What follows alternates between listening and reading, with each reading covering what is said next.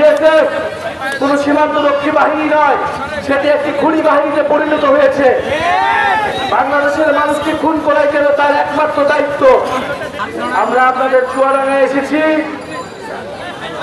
আমরা ঝড় বৃষ্টি সবকিছুকে উপেক্ষা করে আমরা আপনারা একসাথে এগিয়ে যাচ্ছি জুলাই পদযাত্রায়।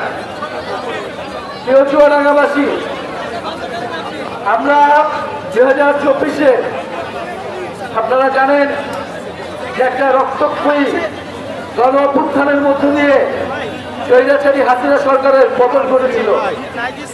আপনারা হয়তো ইতিমধ্যে সোশ্যাল মিডিয়ায় দেখেছেন, বিবিসি একটা রিপোর্ট করেছে যেখানে দেখা যাচ্ছে যে শেখ হাসিনা নিজেই গুলি চালানোর সকল অর্ডার দিয়েছিলেন। এই মারণাস্ত্র ব্যবহারের জন্য শেখ হাসিনা অর্ডার দিয়েছিলেন। এই সকল হত্যাকাণ্ডের জন্য এই খুনি হাসিনা এবং তার দল আওয়ামী লীগ দায়ী।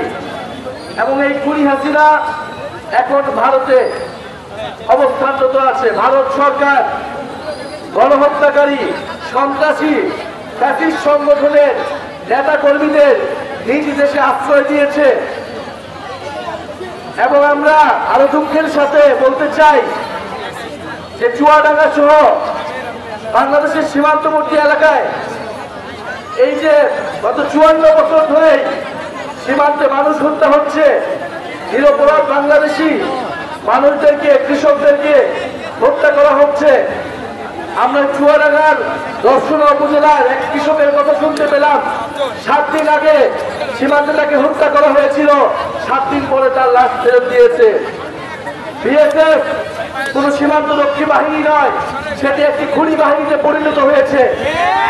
বাংলাদেশের মানুষকে খুন করাই কেন তার একমাত্র দায়িত্ব।